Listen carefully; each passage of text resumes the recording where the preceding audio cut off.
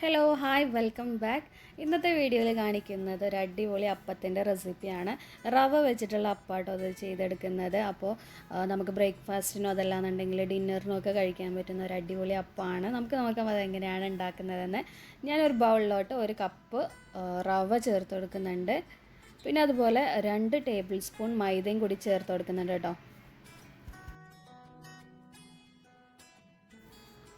ഇനി വേണ്ടത് ഈസ്റ്റാണ്. അപ്പോൾ 1 ടീസ്പൂൺ ഈസ്റ്റും അതുപോലെ 1 ടീസ്പൂൺ തന്നെ ഷുഗറും ചേർത്ത് കൊടുക്കുന്നുണ്ട്.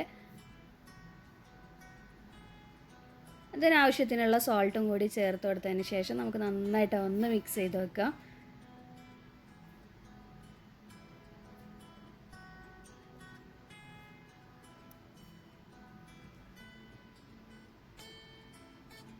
ഇപ്പോൾ നന്നായിട്ട് മിക്സ് ചെയ്ത് വെച്ചിട്ടുണ്ട്. ഇനി ചേർക്കാനുള്ളത് വെള്ളമാണ്.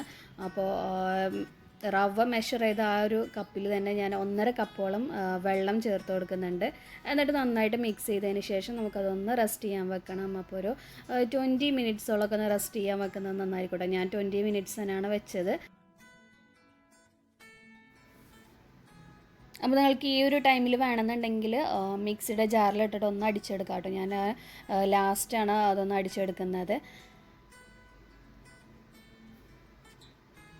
ദെൻ ഒരു മിക്സിയുടെ ചെറിയൊരു ജാർ എടുത്തിട്ട് അതിലോട്ട് 3 പീസോളം ഞാൻ ചെറിയ ഉള്ളി എടുത്തിട്ടുണ്ട്. അതുപോലെ ചെറിയ ജീരകവും വലിയ ജീരകവും ഓരോ പിഞ്ച് കൈയിട്ട് നമ്മൾ വിരലായിട്ട് എടുക്കത്തില്ലേ, 2 വിരൽ കൂട്ടിയിട്ട് എടുക്കില്ല, അതുപോലെ ഓരോ പിഞ്ച് എടുത്തിട്ടുണ്ട്.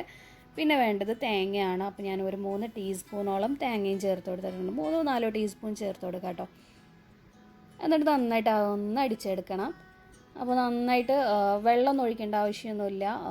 ഒന്ന് നന്നായിട്ടൊന്ന് അരച്ചെടുത്താൽ മതി.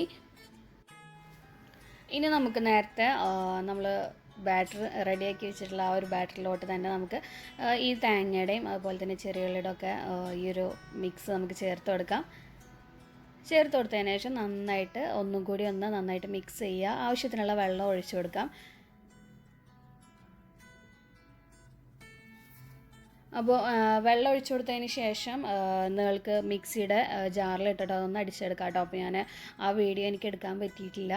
അപ്പോൾ മിക്സിയിലൊന്ന് അടിച്ചെടുക്കുകയാണെന്നുണ്ടെങ്കിൽ നല്ല സോഫ്റ്റായിട്ട് കിട്ടും.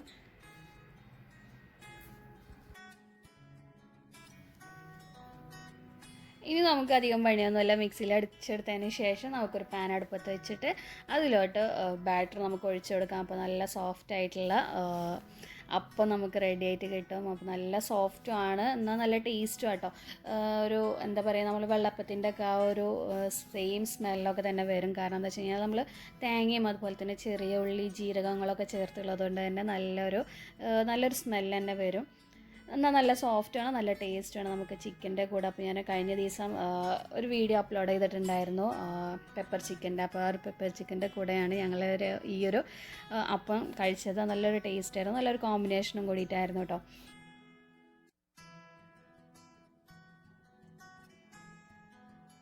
ബാറ്റർ ഒഴിച്ച് കഴിഞ്ഞാൽ നമ്മളിപ്പോൾ വീഡിയോയിൽ കാണുന്ന പോലെ തന്നെ ഒരു ബബിൾസൊക്കെ വരും. അപ്പോൾ ബബിൾസൊക്കെ വന്നു കഴിഞ്ഞ് കഴിഞ്ഞാൽ ഒന്ന് കവർ ചെയ്ത് വെക്കുന്നത് നന്നായിരിക്കും. അതെല്ലാം കവർ ചെയ്യുന്നില്ല കുഴപ്പമൊന്നുമില്ല, നല്ല സോഫ്റ്റായിട്ട് തന്നെ കിട്ടും. നമുക്ക് വേണമെന്നുണ്ടെങ്കിൽ മറിച്ചിടാം.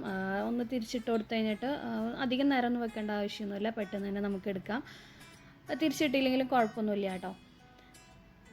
അപ്പോൾ ഇതാ ടേസ്റ്റി ആയിട്ടുള്ള അപ്പം ഇവിടെ റെഡി ആയിട്ടുണ്ട്. അപ്പോൾ നിങ്ങൾക്ക് ഈ വീഡിയോ ഇഷ്ടപ്പെട്ടെന്ന് വിചാരിക്കുന്നു. ഇഷ്ടപ്പെട്ടെങ്കിൽ please do subscribe, like and share. Thank you so much for watching. By.